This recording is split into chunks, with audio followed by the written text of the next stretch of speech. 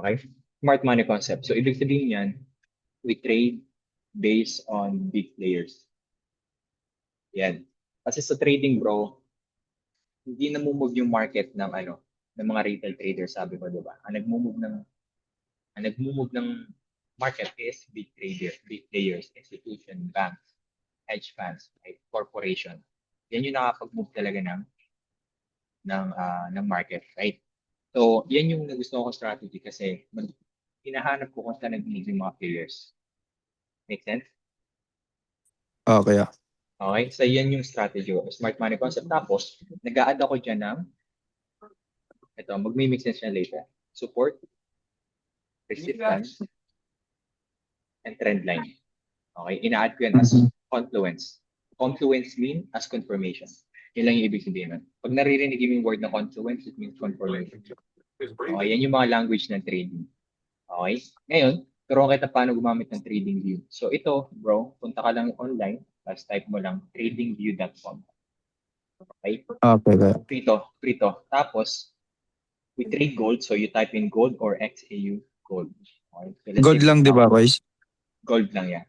Yan Okay. talaga nagkakapera talaga to. So, XAU or gold. Ako ang ginagamit ko, Wanda. Ito, Wanda. So, pag nakita mo yung Wanda, Mhm. diyan ako nag-strategy. So, yan. Diyan ako nakakahanap ng mga solid na entry. Hindi, pare-paras naman yung chart. Sa Wanda lang, pinapakita nila pag may gap yung market. Sa ibang kwan kasi, ibang broker, sa trading view, hindi nila pinapakita yung mga gap pag nagbibiglaan mo. Sa Wanda, may kita mo yun. Ngayon, hindi ko siya gagamitin kasi madami akong drawing. Let's have a clean one. Okay. Pero So, anong usually nyo, kuya? Chart nyo, like 5 minutes chart pa or? yeah, ipapa-explain ko sa iyo ngayon. Yun yung Okay. strategy. Okay? So, sa top, di ba, time frames. So, meron tayong mga time frame dito. So, minamarkup ko lang time frame bro for hour, 1 hour, 30 minutes, 15 minutes, 5 minutes, and 1 minute. Okay? So, halimbawa sa akin, kung scalper ka or hindi ka nag-hold na for 1 week, which is most people dito sa community namin, make money today, done today. Diba? So, ginagamit kong time frame doon is 1 hour. 1 hour. Okay, Okay. we clean ko muna to, renewable drawings. So, ang tawag dito bro, top-down analysis. Okay? Mhm. Ibig sabihin, from 1 hour to 30 minutes to 15 minutes to 5 minutes. Okay? Sometimes, confirmation sa 1 minute. Mm. Okay? Top-down analysis. So, ang gagawin ko una bro, is hanapin ko support resistance.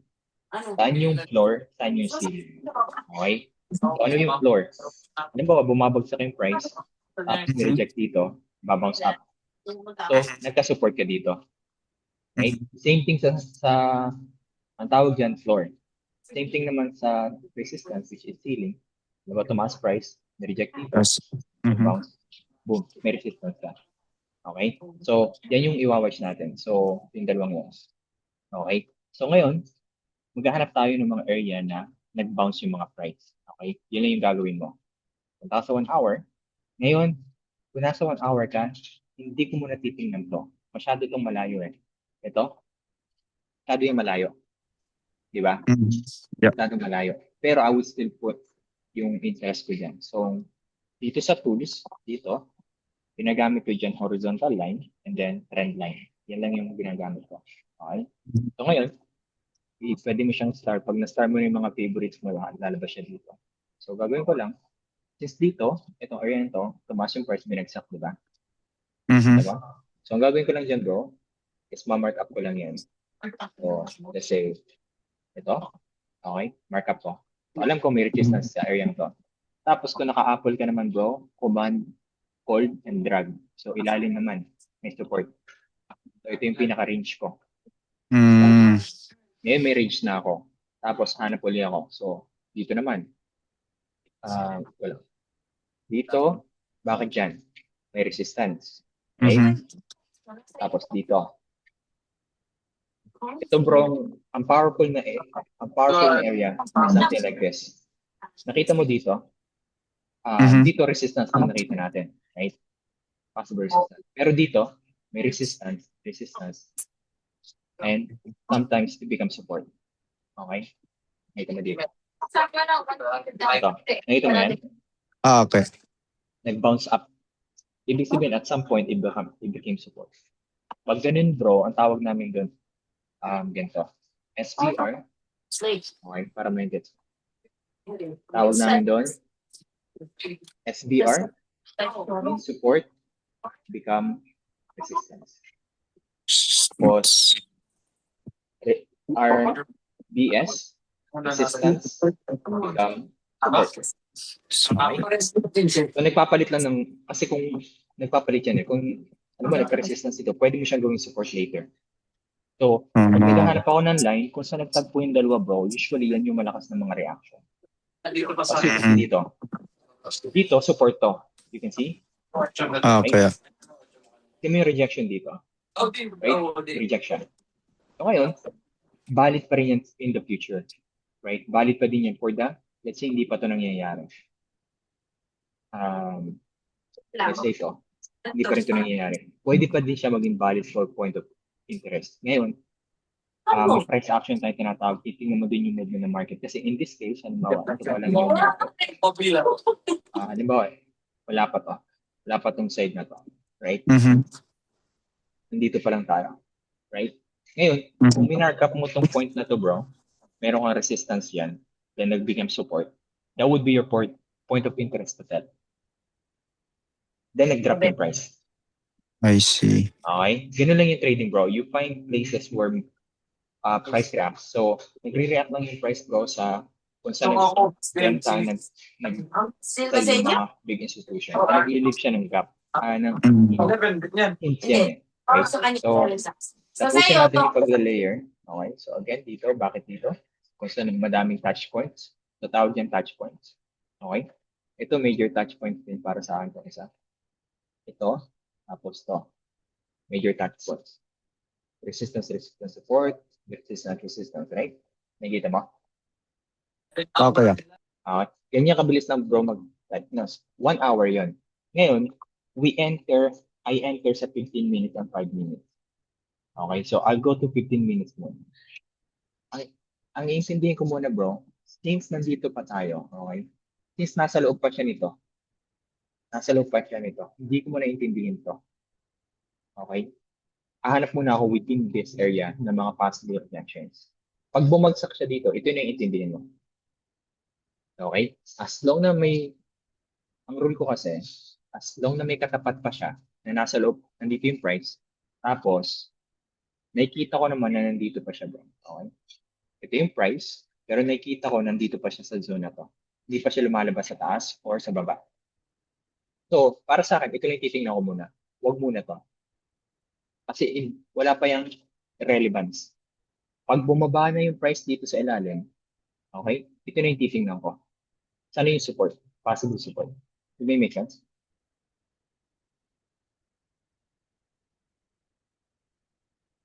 Hello? Oh, sorry. Nakamute pala ako, sorry. Yeah, nakamute. Yeah. Does that make sense So, ba? okay. Pag bumagsak, doon mo na Pag lang bumagsak, titingnan sa ibig kanila sabihin, pa. wala ka ng data. Dito kasi may data ka pa within this area. So, I wouldn't worry about that. So, parang hindi ma-stress masyado yung mga tao. Hindi ako masyado nag-focus sa mga hindi pa naman kailangan focus. Focus ka muna dun sa area. Okay, nagagawin natin, since nandito pa tayo, nasa 15 minutes, maghahanap ngayon ako dyan ng possible resistance. So, dito, i-refine ko lang siya. So, alam ko 1 hour ko siya nilagay, pero saan ko nakikita na possible na mas maganda? So, dito. So, dito naman, bro, what I use now is this trend line. Pinilinya ko siya. Pinaka-close Yung pinaka-close, not this one, yung pinaka-close sa price. The one closest to the price is what I would line. So dito to dito. Dadala ko lang siya straight. So ngayon, tatanungin mo sarili mo, nag-touch point ba siya? Valid yung touch point? Yes. Ang dami, di ba? 1, 2, 3, 4, 5, 6. Resistance yan. Anong rule? Resistance becomes support. Okay? So ngayon, in-expect yung price, since pababa siya, dito ako magpo-potential buy. So kaya ngayon, ito pwede mong gawin, bro. So pwede mong i-edit. So how do you create this? So kasi pwede kong palitan yan ng mabilisan. Ito mga templates ko meron na ako. Pero free lang naman to. Pakita ko sa paano gumawa. So ngayon, support resistance. Pinangalanan ko lang siya support resistance. Right? Paano gumawa ng ganyan? Gawa ka na ng line. Okay? Tapos, type mo SNR. Tapos, sa middle, right side. Okay. Ngayon, pagawa ka na. Tapos, you go save. Tapos, SNR. Pag sinave ko yan, bro, halimbawa nag-line na ako. Every line pwede mong gawa ng line. Hanapin mo lang yan. SNR. Yun. Diba? Madami na ako na-save eh. Again, don't rush this. Don't rush this. Matututunan mo. Meron na din ako 1 hour. Diba? Meron na din ako ganito. Tuturo ko yun siya. Okay. So ngayon, ganyan ang gagawin ko. Lilinya ako muna yung mga point of interest. Hindi na ako gumagamit ng mahabang trend. Yung line. Or bigger time frame ko lang yun. Lower time frame, ito naman. Okay? Okay? Yan madami nag-touch. Okay? So, support resistance. Okay. Tapos, i-refine natin yan para mas solid yun. Dito na ako ng mga sniper entry block. Yung Calisulan drawdown. Dito. Okay. Okay. Meron na akong mga point of interest. Meron pa ba? Okay, possible dito. Dito. Hindi siya maging always perfect ah. Hindi mo siya laging parang on point. Pero, you just look at the places. Especially pag may support na resistance. Ano ba ito? May support din dito. Tapos may resistance din dito. Para sa akin, good, um, good, good floor to. Okay. Okay. So, ngayon, since pababa yung price, so I would expect the price to bounce somewhere. The question is, ano yung mas malaking probability? Okay? So, turuan, ngayon, what we've done, bro, is finding ng support and resistance. Yun yung pinakaunang step. Ganyan ako mag-analyze ng market. First one is I go mark my support resistance sa higher time frame. Second, I drop down to 15 minutes. And then I will go naman ngayon sa 5 minutes. I-confirm ko naman yung mga touch points. Kung may makita pa akong bago. Okay, so let's say nagpunta ako sa 5 minutes. Okay, makes sense. Okay, ito, may nakita ako dito sa 5 minutes na show. Kasi dito nag-show sa 15 minutes, diba? Meron dito. Itong area to. Here. That's another support and resistance. Okay. Yan. Dadal ko lang siya. Hanggang dumating dito sa area to para makita ko kung pumunta yung price. So, bakit yan? Sa 5 minutes, support, resistance, support. Right? So, madami yan. Dan touch points. Ngayon, mas iniisip ko yung bounce ng, ito kasi depende na sa exposure mo sa market. Pero, valid pa rin to. Ngayon, ang hanapin ko, next ko na, so number 3. So, di ba, first one? Checklist ko to eh. Checklist. Okay? Checklist to do before you trade. 1, mark up, support, S and resistance, 1 hour time frame. Okay? Second, mark up 15 minutes. Okay, 15 minutes to 5 minutes time frame. Third is find supply and demand. Find supply and demand. Okay, pero ito medyo intermediate to, pero I'll try to explain to you in a simplest form. Okay? So, ngayon, meron akong support and resistance. Paano ko siya strong? Paano ko siya gagawin mas solid? So, una kong gagawin, bro, punta ako sa, I use 30 minutes naman dito. I use 30 minutes. And so, ang supply, bro, okay? So, just so you know, ang supply and resistance. So, let's say, umangat yung market. Nagawa ng green candle. Hirap. Okay. Green candle, green candle, green candle. Kasi tapos merong isang red dito. Okay? Usually, compose siya ng 2 to 3 candles na mabilis ang move. Yung paangat. Hindi yung pag ganito. Hindi yung pag yung mabagal. Mabagal to eh. Walang volume dyan. Ibig sabihin, wala masyadong pumasok na pera dyan from institution. Diba? So, ngayon, ang demand, since paangat siya, demand is ilalim. So, itong candle before this is my demand zone. Tapos, dadrag ko lang siya. Okay? Ganyan yun. Same thing for sell. Wala.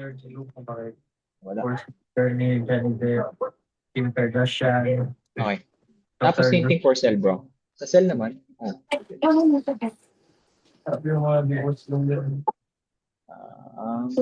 gamit natin. Wala na. $1, no? Hindi $1. Kailangan pa. Ito. Ayan, spot. Nasa isip ko din nila kung Pati ba kasi ginagamit ko minsan sa training eh. Para hindi madumi. Okay. Ngayon sa ko naman bro, sa sell naman, kung pababa yung market, ganyan makikita mo. Diretso pa Tapos, ba? tapos may candle ditong green bago red candle. So, para sa akin, ito yung magiging supply ko. Okay? Supply means, yan yung area na pag bumaba, magbabounce pataas dito magre-react. Ganyan ko i-refine yung entry ko. Alam ko may support resistance ako, pero pang confluence ng lahat. So, trading naman bro, you know na trading is all about probability. So, you look for more probability entries. Right? Okay? So, ngayon, refine natin. Punta sa 30 minutes, may nakita tayo. Ganito lang gagawin natin. So, you see this black candle? So, para sa red yan sa ibang tao, para sa akin, ginawa ko lang black. I-mark up ko siya dito, and then sa ilalim. Then drag it. Now, may template na kasi ako dyan.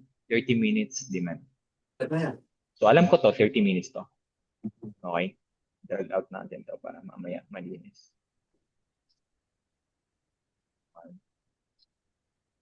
Minsan naman din mo naman kailangan i-keep ng mga lens. Pag dumadating na lang siya sa area, pwede mo siyang ilagay. Pero for the sake of this training. Okay. Sabihin na natin yan. May 30 minutes ka dyan. Nakita mo demand. Tapos, tingin ko ulit dito sa ilalim. Okay. 1, 2, and 3. Meron ulit demand zone. Yung black. Okay. So, 30 minutes again. Okay. So, yun yung pinakamababa na. Ito hindi ko kasi one candle lang sa higher time frame. So, sis, nakita mo yan? Punta ka naman sa taas. Alright? Hanap naman tayo ng supply. So, saan possible may supply dito? Ito, choppy yung market. So, I wouldn't consider na may mga supply dito. So, dito muna ako titingin. Okay? So, wala pa. Ngayon, kung after 30 minutes, drop down ka naman sa 15 minutes. Okay? So, 15 minutes, hanapin natin. So, ano nakikita natin dito? Itong candle na to. Right? That candle before that.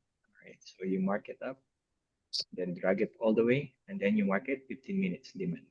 Kaya may time ako eh, para alam ko ano yung demand zone na yan. Right? So, tapos dito, kasi nire-refine natin, di ba? So ngayon, nakita mo, within the 30 minutes, meron siyang sa inside. So gagawin ko lang, mark up ko lang din. Drag ko lang. Tapos, 15 minutes. Alright, so alam ko, meron ditong 15 minutes and 30 minutes. Possible malakas tong period. Okay? So another confirmation I have here, makikita mo, meron support na line. Diba? Ito. Nakita mo? So this area is possible rejection. Pero, ang unahin ko is, again, yung pinakamalapit. Saan possible mag-bounce yung price? Dito muna. Bakit? First of all, meron tayong support resistance. Yung line na to. Gawin natin red. Okay. Itong unang red. Okay. Second, meron tayong demand zone. Right? So, dalawang confluence. We have two confluence na paano na possible mag-bounce dito yung price. Make sense? Delete ko muna to. Yan. So ngayon, dito, in-expect ko mag-bounce yung price kasi ang pang-apat na strategy bro is yung understanding market structure. Okay? So market structure, ganito lang siya kadulos bro. Ano yung market structure? Ito, uptrend, downtrend, consolidation, sideways. Right? Pataas yung market, pababa yung market. Okay? Ngayon, tingnan natin. Since we're scalping, okay, we go to, let's see muna sa 15 minutes. Okay? Sa 15 minutes, ngayon, nakikita ko kasi sa 15 minutes, bababa pa to. Okay? Kasi bakit ko nasabi sa 15 minutes bababa? Kasi nag-break siya na. Kasi tawag dito break. Yes.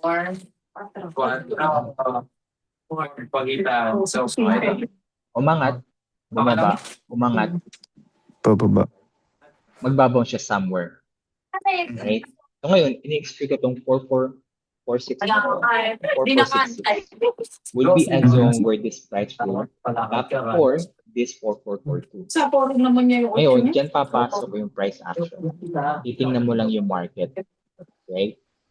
Ngayon, dito, pero para saan solid yung area nito? So may demand zone, magbabay ako dito. Diba? Buy ako dito. Ayan yan. Tapos stop loss maybe dito. Tingnan natin kung kaya ng ito yan. So, para malaman mo, long position, nandito siya. Ito, long position, short position. Para lang malaman mo. Okay? Tapos tingnan natin yung ilalim. Okay? Ito medyo malalim to. 190 pips. So, tingnan natin kung marirefine pa natin. So, pagka masyadong malalim yung stop loss mo, try to refine it to 5 minutes. 2 to 5 minutes. Okay? Ngayon, meron ako nakita sa 5 minutes. Again, green candles. Kaya sinibigay? And then, may, ano yan? 5 minutes. Ayun, 5 minutes na. Okay. So, good. So, I would look at this price na I would see na dito pupunta yung price. Kasi pinaka-low, closer. Defining tower dito. Kung mag-enter ako ng trade, mas ano yung entry ba? Ang screen nun, Mas refine na. Ngayon, kahit sa ilalim ng red, ng black candle, di ba? Ngayon natin dito. Tapos yung risk reward mo, usually dapat bottom of 7 years. Was 2 years ago. tawag kasi dito week. Yung mga line na yan, weeks. Diba? It tells a story. Ibig sabihin, bumagsak yung price inangat ng buyers. So, you would expect na pag dumating dito yung price, iangat ulit ng buyers sa demand zone. Right? So, ako naglalagay ako sa ilalim mga 20 pips or 10 pips.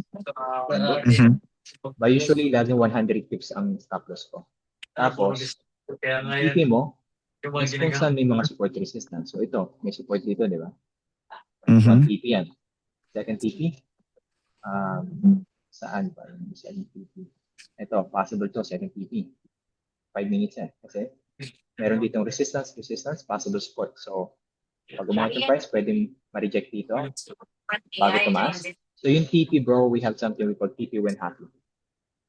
So, kung happy ka na sa profits mo, say by this point, kasi ito to dito, 1:1 na to eh. And, to see, so kung nag-risk ka ng 100 plus, 100 ka na. Right? Ngayon, bakit importante yung market structure? Kasi, sa market structure, bro, kaya dito tataas yung confidence mo. Kasi, alam mo kung ang market structure pataas, I would expect the price to do this, and bounce up. Right? So, it gives you more confidence. Again, confidence nga lang siya. Diba? So, ganyan lang kasimple, bro, yung maghanap ng trade. Ganyan lang ako mag-trade. Hindi sobrang komplikado. Wala akong masyadong ginagawa. May pina-follow lang akong list. Right? So, first, actually, to find a market structure, ito pa yung one way. Punta ka dito, then use line. Okay? Kung makikita mo dito, pangat yung market. Diba? Pangat. So, pero, market always pull back. Tawag dyan, nagpo-pull back yung market. So, bago siya tumaas ulit, kuha siya ng pera. Now, maybe, sometimes hindi naman siya magkaganon. Right? Part of trading naman yan kasi. Pwedeng basagin to. Pwedeng basagin to. Kaya you'd be watching. Halimbawa, another rule ko is price action. You do this. Price action. Number 5. Yung price action naman, wala kang gagawin. Walang linya whatsoever. Watch lang. Watch the price action. So, ano yung price action? Yung movement ng market itself. Kung nakikita mo naman ganito, bro, kung aware ka na, boom, ang daming selling, lakas ng volume, then don't just buy here. Wait, what's gonna do here? Reject ba yan bago tumaas? Pwede ka mag-entry. Pero kasi pag sobrang laki ng volume, bro, let's say, ito candle nito, bigla nag-drop na yan, tapos yan, babasagin to. Ibig sabihin, sobrang active ng seller. Diba? Okay, ang titingnan ko interest dito. Pag malakas pa rin yung price action dito, hindi ko ito kukonsider as may entry point. Okay? Kasi malakas pa rin seller. Baka basagin nila yan. Tapos, baka pumunta dito sa dulo. Right? Dito mapapansin mo na pahina yung price. Na-exhaust na yung sellers. Pag nakikita mo nang gumaganyan yung dito ako magbabay dito. Kasi mahina na eh. Full price action. Okay. So, depende sa Ah, Ano ko is yung action ng candles. yeah, kasi babasagin yan. Halimbawa, I active na active see. yung seller, basag to. Oh, sa Kasi I even though see. paangat yung basa mo, aangat siya. Pero, aangat naman siya, pero ang ginagawa ng market, kumukuha siya ng pera. Ito liquidity, so mga pera yan. Kukunin mo na yan, pupunta dito hindi sa akin. nakagaya. Pag may Tumakbo siya speed pero ng market, same thing for buy. So, halimbawa, may sell ka, let's say, uh, may sell ka dito sa area, dito sa taas, diba? May inaabangan ka dito ng sell. Mhm. Ngayon, nakikita mo naman yung market, ang bilis. Okay? Babasagin lang to. So, maghanap ka naman dito ng rejection. So, same thing yung apply mo, bro. Yung in-apply natin sa ilalim, kita, how to find it naman sa ilalim, sa taas. Sa So, taas. dito, ang hanapin mo naman is yung mga area na may rejection. So, same thing. Lalagyan mo rin yung mga line. Okay? So, dito, ito yung line. Okay? So, possible yan. For resistance, another one dito. Okay. Ganyan lang. Hindi ka kailangan maglinya. Command control lang. Command drag. Yan. Yan ko lang dito. Okay. Then, we have another one here. Okay. Yan. May mga area of interest na ako. Ngayon, saan ko hanapin yung supply naman? Supply. Ibig sabihin, okay. Mhm. Ay, yan sa taas. Ito yung may 1 hour. So, pwede mo mark yan ibang kulay para alam. So, alam ko 1 hour to. Ito sa 1 hour din show up. So, malakas yan. Mhm. So, I would expect na pag umangat yung price, malakas yung rejection dito. Pero gusto ko siyang i-confirm na ano yung pwede kong gawin na very malakas. Ito yung last one na ina-add ko. Yung price action kasi wala ka na may add yan. Mawas ka lang ng, ito pala yung number 5. Fair value gap, imbalance. Importante pala ito. Number 6. The number 6 talaga is just watch the price action. Okay. Ito yun yung last step. Yung number 1 and 2, madali lang yan. Magma-mark up ka lang dyan. Ang 3 and 4, ang 5, para ito yung checklist na binibigay ko sa team. Kasi madali pag may checklist, bago ako mag-position, di ba? Okay, mark up ko. Find my supply and demand, market structure, ano yung market structure ngayon, fair value gap. So, ano yung fair value gap ko? Yung fair value gap is the movement. Di ba sobrang bilis na market? Ganyan. Yung always 3 candles to, whether buy or sell, nag-iiwan siya ng gap between the spaces. Okay? So, pakita ko sa'yo how does it look like. Okay? So, dito. Ito. Bakit strong para sa akin to? Okay? So, 1, 2, and 3. 1, 2, and 3 candles. Di ba? Kita mo, lagi mo ito makikita. Sobrang bilis makita nito. This third candle, nung pabay, bottom week, then itong candle na to, itong space na to, Sa gitna. gitna, is called imbalance or fair value gap. May gap. Kaya tawag fair value gap. Diba? So, ang gagawin ko lang dyan, bro, is i-mark up ko lang. So, since nandito na tayo,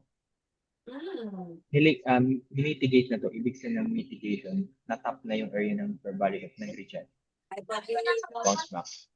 Ang gagawin ko dyan, maghahanap naman ako fair value gap sa 15 minutes muna. Okay. So, dito, okay? So, let's say naghahanap tayo dito. Meron tayong hindi ko to consider na fair value gap. So, good. This area is good. So, pero let's refine again. Ito, nakuha ko itong cell na to kahapon. So, I just applied the same thing, bro. See this candle? Ang green? So, price kasi, bro, kung alam mo pababa, nagre-retrace lang. Di ba, pababa? Di ba? Pero bago yan bumaba, bro, kung aware ka na sa market, gaganyan yan. Hindi nga. Okay? Saka siya magre-react sa major rejection. Okay? Saka siya angat ulit, tapos baba. Tapos continues. Sa lower time frame to. Okay? So, alam ko si area to, bro, is meron akong supply. So, supply to. Wala mo sa pili. Meron tayong supply, 5-minute supply. Nagpumunga sa Ang power supply, bro, is pag yun nasa taas yung stick, yung weight. Nakapak naman yun eh. Tapos 1, 2, and 3. Okay, 1, 2, and 3. Now, ito yung fair value gap dyan. 1, 2, and 3 candles. Nag-iwan siya ng gap. Takot sila. Right? Iwan siya. So, 5 minutes fair value gap. Yes. So yung gap, yung sa ano lang, no, sa first and third candle. First and third, yung- dapat kung may space, yes. Massive okay. movement. Kasi, sobrang bilis ng bagsak, merong imbalance. Hindi balance yung price. Nag-ice cream ka kanina umaga. So, ako, Okay. i-expect ko dito, at some point, ipipil tong gap na to. Right? Ngayon, bakit dito ako? Kasi, when there's a fair value gap and there's a supply above or demand below, ang pinupuntahan ko talaga ng entry is yung dito. Kasi, ang idea ko sa yung fair value, ipipiliin muna niya to. So, but since we have a supply zone dito, minamagnet kasi yan minsan, dito magre-react. Okay? Pag may malapit, magkalapit lang yan eh. Diba? Magkalapit na yan. Pero paano pag fair value gap lang? Puro pababa, tapos diba, ibigyan kita na. Let's see if there's gonna be an example here. Na walang green candles. So let's say ganito, bro. 1, 2, 3, 4, 5. Tapos bumabalik yung price. Saan ka ngayon magsesell dyan? Okay, babalik na yung price. Pwede ka magsell sa mga fair value gap na yan. 1. Dyan yan sa'yo, ano yan? Ayaw lang pwede. Ang pwede mo gawin is scalping. Right? Kasi wala namang supply. Pwede ka mag-scalp. Pag natap to, tapos meron ko confirmation na may support resistance yan, to confluence. And alam mo yung pababa yung price, magbabounce lang siya bago mag-continue. Pwede ka mag-sell yan. Tapos, manage mo yung risk mo. Okay? Sabi natin short position. Tapos, dito yung stop loss mo, $10. Let's say, $50, $10, $100, 2 into $50. Make sense? Alam ko bago pa lang ito, mapapractice mo to. Itong pinapakita ko sa'yo, you can practice it on your own time. Ito kasi ginagawa ko, bro, sa free time ko. Ano ba weekend, sarado yung market. I backtest the market. Right? So ito, nakita ko to. See how tawag namin dito sniper entry. Right? Supply, fair value gap. Tapos, in-align ko to dito, nag-make sense ba may support? Yes. Hindi siya maging perfect, pero I would take these chances kasi meron dito at some point sa ilalim ng supply zone, meron siyang support resistance. Nag-a-align siya. Zone area. So if I would enter this is how I enter it. Tulog ka na pa, Dito sa ilalim, sa ibabaw ako, sa ibabaw ng week. Okay. Sabihin natin $80. Tapos tatargeting ko itong ilalim. Dati ayaw Is $400. Mm. Is it worth it to risk $80 and $400? Yes, di ba? Pero hindi mo naman kailangan $400. Maybe after 1:1, naging $80 ka na, TP ka na, or 160. So, ang gagawin mo naman dito, hanapin mo saan may mga support resistance. Alam mo naman flat na ngayon support resistance. So, ano ba, nandito yung price. Mark up ko yung mga naging path to support. So, ito yung unang resistance. Ito. Tapos, dito may support. Yung TP2 ko. Tapos, TP means target profit. Yung ibig sabihin ng TP or take profit.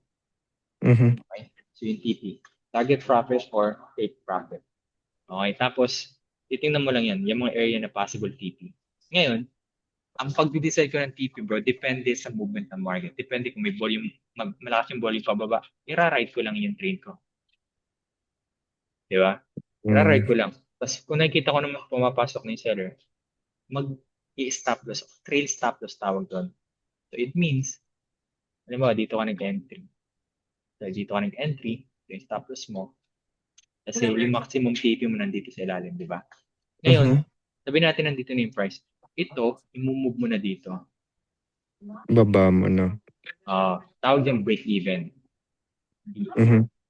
Ngayon, let's say boom. So, let's say 50 pips na to. So, safe na yung trade mo. Whatever happens, bro, kahit bumalik yan dito, walang matatalo siya. Ngayon, halimbawa, bumaba pa ng 100 pips. So, ilagay mo naman sa 50. So, So kung Parang makarisk sundan ka mo na, lang kung pababa na, no? susundan mo lang. Trailing stop loss yan. Hanggang dito, tapos habol mo lang. So whatever happens in your head, sure ka na. Hindi ka na May matatalo profit dyan. ka na. Profit ka na. Yan yung trail stop loss. Ngayon yung iba mag-trade. Nag-trade kasi nagtitiwala sila sa strategy nila and na-understand na yung madami silang confidence. So, hindi, kinikip lang nila. Kasi minsan ang sakit din. Shit, dapat pala hindi ko. Minsan kasi gagawin bro, tingnan mo. Kung nag-break even ka, muntik na dito, di ba? Binabalikan. Tawag kasi dyan retest. At bumagsak na yan, i-retest ulit yung area. Kung tinamaan ulit ito, naka-break even ka, tapos tulog ka na. Di ba, iniwan mo, tulog ka na, no? Biglang bumagsak, magising ka. Sakit yan. Sabi Oo. ko, kasi nag-analyze ka na, tama naman yung read mo. Kaso minsan talaga yung market loko. Nagre-retest din sa kapto ko yung bumaba. So ako, pag nag-trade ako bro, just to let you know, kung alam ko na nakaris ako ng $80 dito, $100, whatsoever, ready na ako matalo yun. Ready na ako. Kasi ang tatagal sa trading bro, hindi yung naghahabol ng pera. Ang tatagal dito is yung minamaster yung strategy. Kasi pera nandiyan yan bro, trust me. Kapag natuto ka yung pera, nandiyan yan. Yung sinabi ko sa'yo kahapon the other day, yung nanalo ng 125K in one day, you know how much he made, bro? He made another 100,000 in one day. That's crazy. Bro, 200,000 in 2 days. That's 5 years or even 6-7 years ng ibang tao sa Canada. Ginagawa lang niya ang hobby. Diba? Sabi ko, nasa Pinas yun so he makes 5 million a day. Pero, tanong lang ako is, pag may tax ba pag ilalabas mo pera mo pag Pag ganun ang kalaki, bro, I mean, halimbawa, you're making only, let's say, extra 1,000, 2,000 pa lang per month extra. Pag, I would say, once you get to a point na you're making 3,000 to 5,000, you can create corporation. Gawa ka na ng business account. So, ang gagawin mo lang dyan, gawa kang business account. Tapos, gawin mo yung empleyado yung sarili mo para tax write-off. Tapos, parang self-employed na lang. Self-employed mo. Tapos, di ba, sa business account kasi bro, madami kang mararite-off. Travel mo, kotse mo, gas mo, cellphone mo. So, ano ba, you made 100,000 this year. Tapos tax mo 30K. Kung alam mo magiging tax mo 30K, mag-travel ka na lang bro. Gastos ka ng 20K sa travel. Kaysa ibayad mo sa bangko. Kasi either way, pag hindi mo ginastos yan sa government pupunta. Pero pag ginastos mo, kung 30K yung tax mo, 20K na gastos mo overall within that year, 10K na lang yung babayaran mo. Pero when you get to that point, madali na magawin yung corporation ako doon. Ang dami sa kanila. I think only cost $500. Around $500 to $1,000 to create a corporation. Tapos, gawin mo lang empleyado. Then, ito pa yung maganda sa empleyado yung sarili mo. When you make 100K, gumastos ka ng 20K sa travels, computer, cellphone, whatever. Iba mga expenses. Tapos, binayaran mo sarili mo ng 30K that year. So, kung 40K yung tax mo, 50K na gastos mo, may utang pa yung government sa 10K. Diba? Ganyan. Kailangan talaga, financial literacy to Madami taong kailan pa Pero you can always play the system. Hindi siya illegal, bro. It's just, most people are uneducated na about this. Nagawa ko na yan. Harap tax na babayaran ko dati, 11K. Binayaran ko lang doon nata, bro, 2K. Diba? Sa akin napunta yung 19. Parang yung mga travel ko, hindi siya parang, imagine, yung travel ko talaga, hindi ko siya pera. Diba? Mapupunta sana sa government, pero ako yun. Ang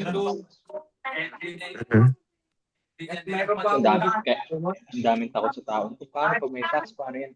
Bro, pag tinatax, kasi may kumikita ka. Yun lang sa akin. At magre-reklamo. Basta may pera. Yeah. True. Opposite mindset ng tao, bro. Baka mataxes yan ng malaki. Hindi, sige, kumita ka ng malaki. Hindi ka naman tatax ng malaki, hindi ka kumita ng malaki. Agree? Diba? That's true. Diba, takot kumita ng malaki. Matatax ako. Ay, di bro, di dyan ka sa 9 to 5 mo. Safe ka dyan. Hindi ka matatax na ka dyan. Diba? So, pero yun naman bro, like, nag-make sense pa siya. Isasend ko sa recording na to para you can play around. I-try ko maglaro din ng ganyan. Pero yung sa copy-paste bro, madali lang yung sa copy-paste. Sasend lang kita ng video how to copy-paste. So let's say nag-send sila ng buy, ng buy ng, let's say, 4530 sell. Sabi nila sell doon. Pupunta ka lang sa MetaTrader 5 mo, tapos tatype mo lang yung Wait. 4530. Anong MetaTrader 5, kuya? Like, Yun yung ano yun? platform na where we trade. Doon natin kinoconnect yung broker natin. Saan ko kunin? Ay, like, i-download mo ba yun, kuya? Or... Tuturuan kita. Okay, Send ko sa'yo mga video, send ko sa'yo what to download, send ko din sa'yo how to connect it, and how to Mhm. categorize. Okay. Pero bro, nag-make sense ba to sa'yo? Alam ko kasi, ito kasi, for sure madaming information to. May nagagets ko naman, pero kailangan ko ulitin para ma-make sure ko lang kung tama yung ginagawa ko, if ever. If ever po napapractice mo siya, sendan mo ko ng mga screenshot. Sabi mo, bro, tama ba to? Tama ba to? Trust me bro, meron dito mga 7 days pa lang, 14 days pa lang. Nagsitirade na sila na sarili nila. Ganito lang din yung strategy. Mhm. Support resistance lang. Ako nag-a-add ako ng confluence eh. Hindi enough sa akin ng support resistance eh. Sinasabi ko lagi bro, Para Mhm. the more confluence you get, the more confidence you get. Pag Yes, support bro. resistance lang kasi yung confluence ko, nagda-doubt pa ako. Mahina. Parang, pero pag solid ako, halimbawa, meron ako ng support resistance sa supply and demand, isa. Na-confirm ko sa market structure, isa. May fair value gap imbalance ako, isa. Tapos price action, isa. 5 yan, bro. Do you think Mhm. na hindi ka maging confident dyan? So, itong trade na to, hindi ko to napasok, pero nakuha ko to. Pupunta ako dito. Ito. 4 hour naman to. Pag ganito kasi movement ng, di ba may volume, hindi ka, another tip, pag sobrang lakas ng volume, let's say ng buy, okay? Mhm. Normally, you don't look at the lower time frame na supply. Kasi mahina yan. So, ang Mhm. gagawin mo, higher time frame. So, ito na-plot ko na. Nasa 4 hour ako. 4 hour, yung green candle, and then movement pababa. 4 hour. Full of this. Right? So, alam ko meron dyan. Punta ako sa 1 hour.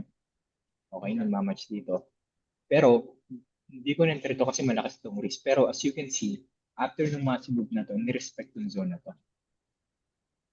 Doon siya nagtapas ng bagsak. Mhm. Actually, nung nag-enter na ako, nag-wait ako ng confirmation dito eh. Kasi hindi ko alam, malalim to eh. Hindi ko alam kung tutuloy. Pero confidence ko. Ginawa ko dito kagabi. Nung bumababa siya, pumunta ako sa lower time frame. 10 minutes and 5 minutes. So, ang ginawa ko, nung bumababa siya, bumaba. Tapos nag-create another candle.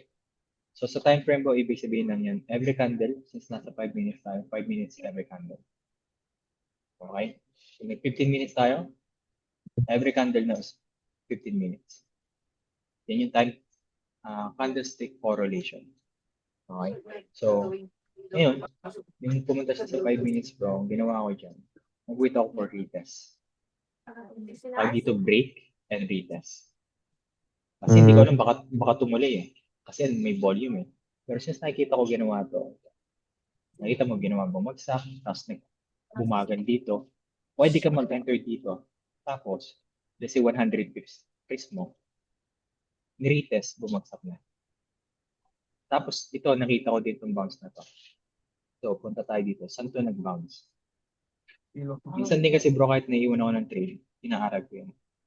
Hindi ko basta parang, okay, naiwan ako. Aaralin ko, bakit dito nag-bounce? Okay, let's put it down. Bakit sa possible price na to? So, ang una kong ginagawa dyan,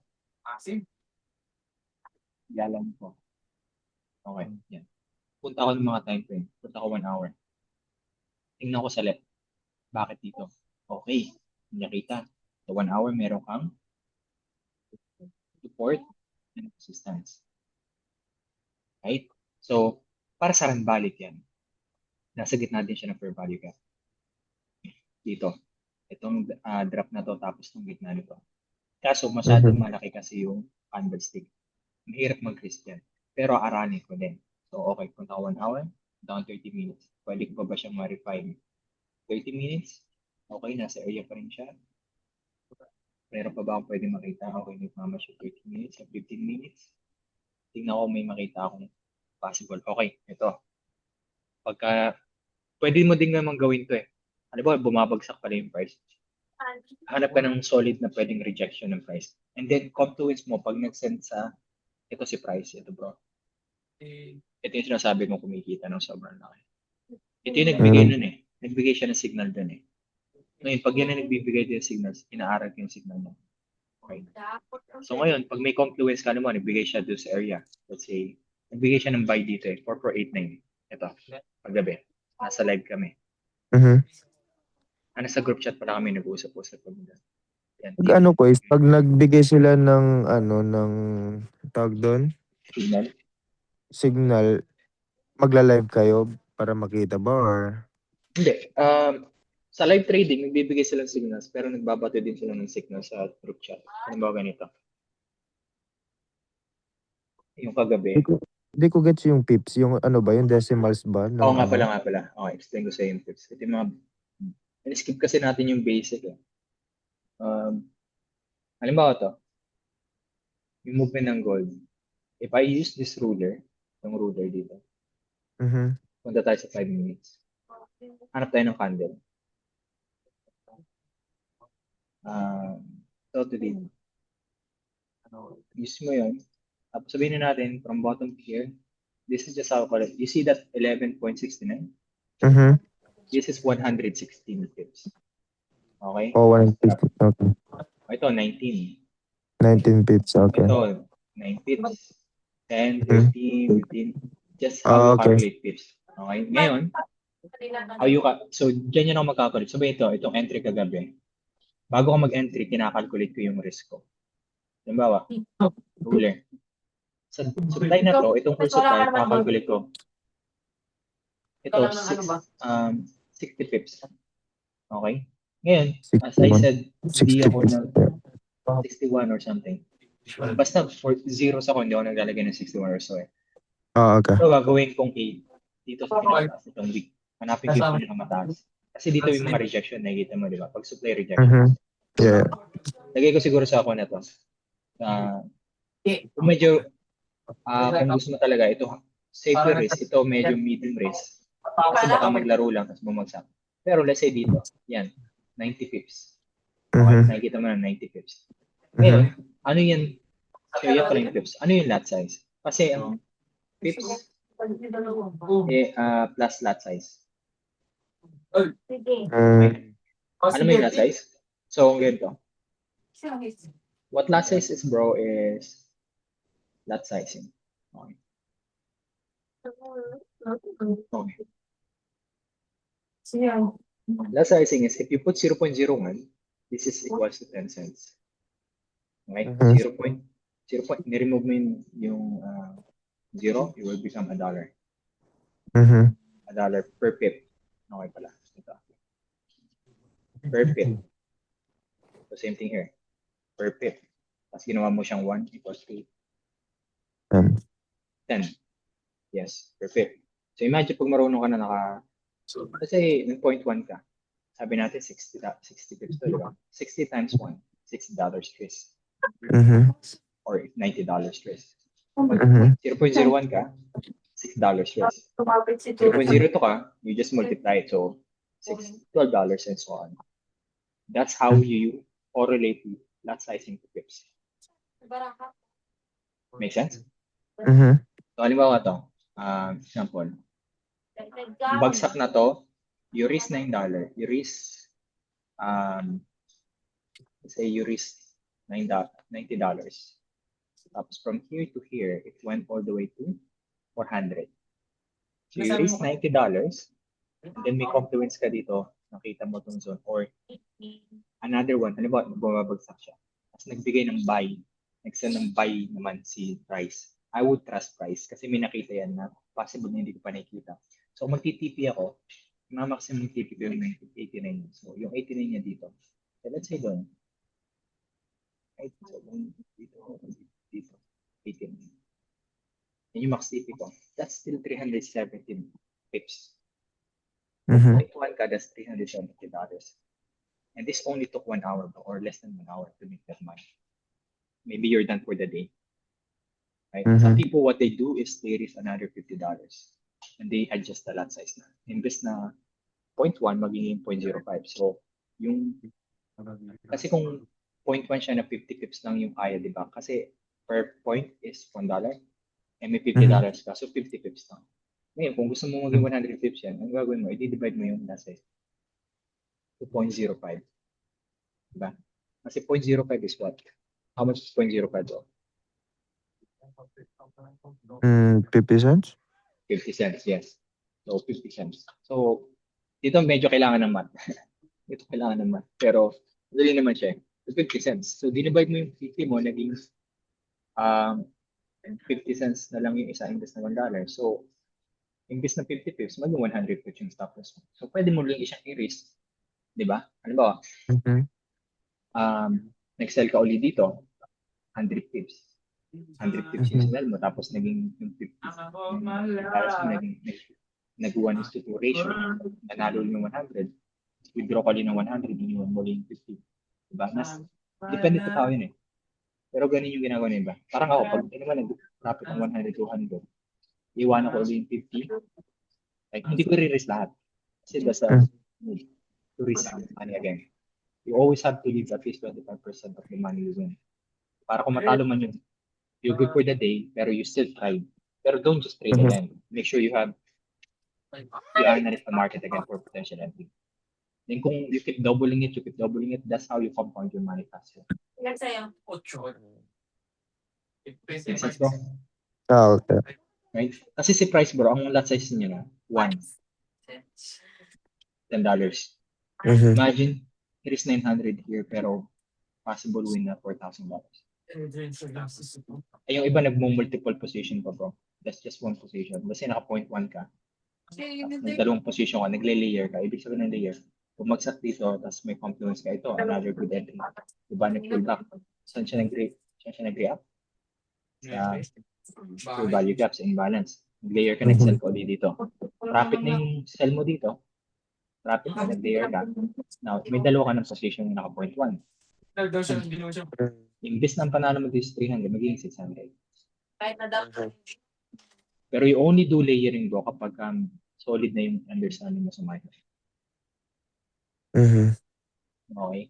Or you position multiple. So, imbis na 0.1, ang gagawin mo, 0.03, 0.03, 0.03. I-divide mo sa tatlo. Para halimbawa, bumabagsak na yung, di ba? I-out mo na yung isa. Ikit mo yung dalawa. Para may entry ka pa din. So, ganun yung mga ganun, bro, nasa tao na yun eh. Nasa taong tactic na yun. Layering tawag dun. Right? So, sinasabayan mo yung bagsak. Kasi sayang, ano ba, isang position ka, tapos alam mo na yung pababa. Bumagsak dito, nag-greatest dito, tapos nirespect. I would enter for a sell another one. Tapos sabayan ko, kasi ibig sabihin nire-respect yung zone for a sell. Malakas. I would trade that sell. Imbis na mo 1 position ako, 2 position ako. Tapos nakita ko, bumagsak, nag-greatest ulit. Sell ulit ako, 3 position ako. Diba? Tapos, may target profit ka lang dapat. Bawa. Imbis na yung maging target mo, ito kasi maganda dyan sa layering ko. Mag-layer ka dito, ito yung max target mo, $400 reserve max na. Kaka-layer mo, yung 400 nandito lang. Kasi 3 position yun. So, pwede ka na out. Or, iwanan mo lang isa. Right? Iwanan mo yung isa. Take profit mo yung dalawa. Tapos, pag bumaba, i-break even mo na yung isa, iwanan mo na. Hanggang mag-full TP ka. Yun yung pwedeng mga gawin. Mapapractice na lang. Pero yeah, bro, yun lang naman so far. Ito lang yung mga basic eh. Like flat sizing, pips, time frame, and ito na lang. Siguro magagawa ng tutorial how to use trading view para magamit ng tao. Ganyan lang strategy ko, bro. Wala ko yung mga sobrang daming stop and handle, mga head and shoulder. Sobrang may mga ganun eh. May mga bumabase din sa candle pag Yeah, hindi ako masyado sa candlestick, bro. Kasi ang gamit kong concept ng trading is smart money concept. Right? Smart money concept. So, movement ng market.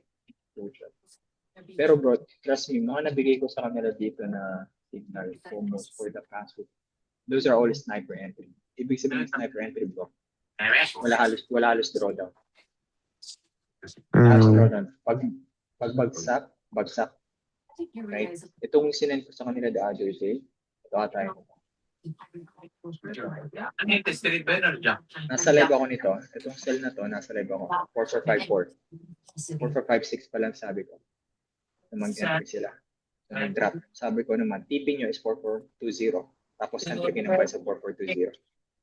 So, na-hit yung TP, nag-reverse agad.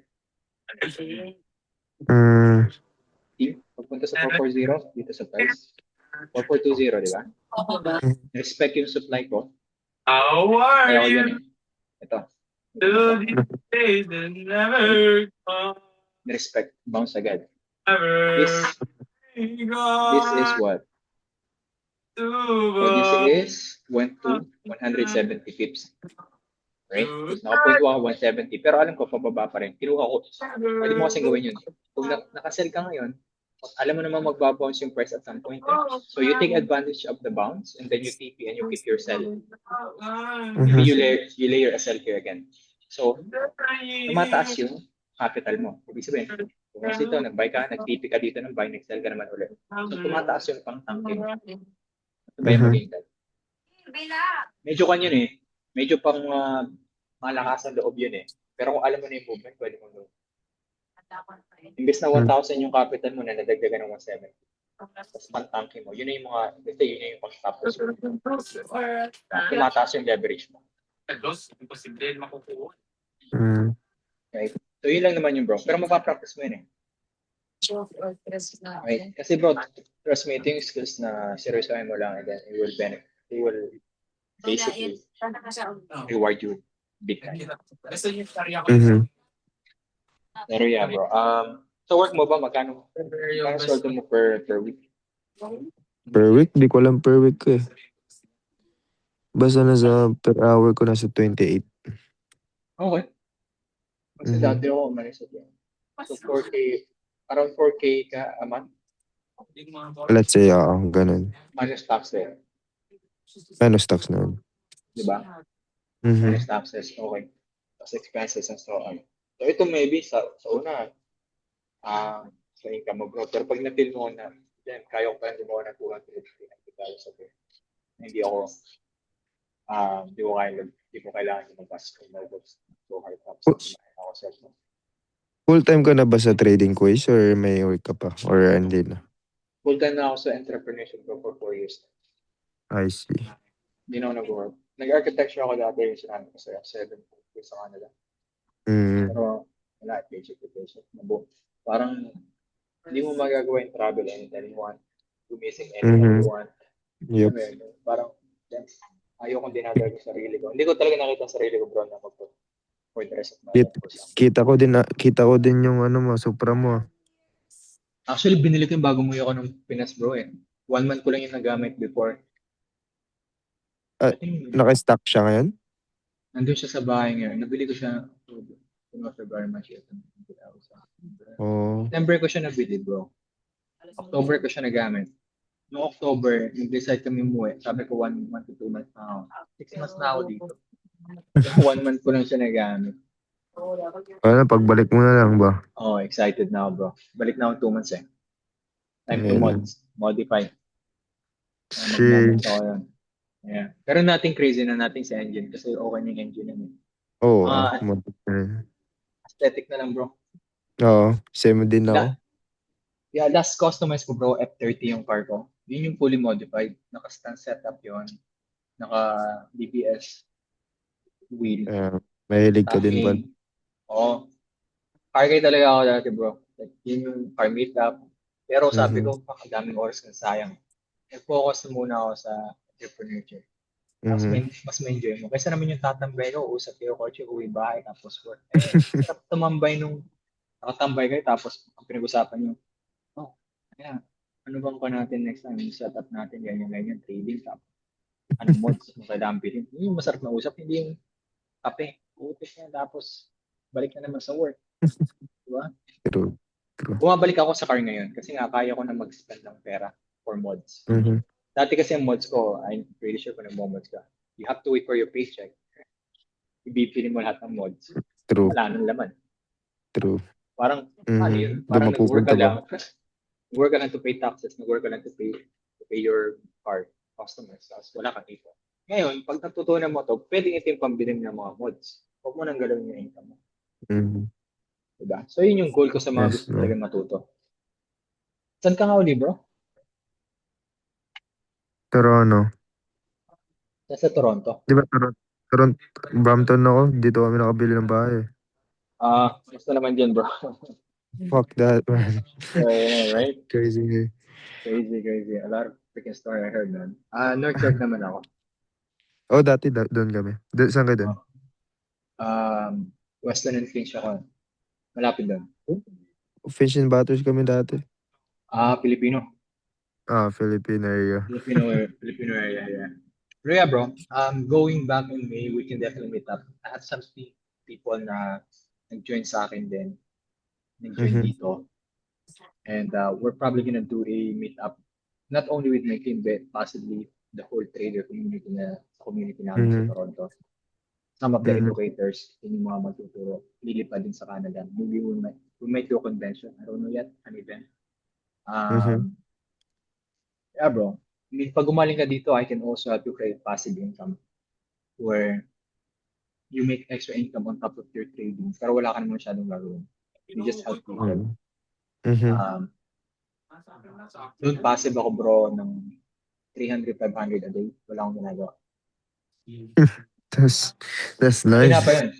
Bro, mahina pa yun.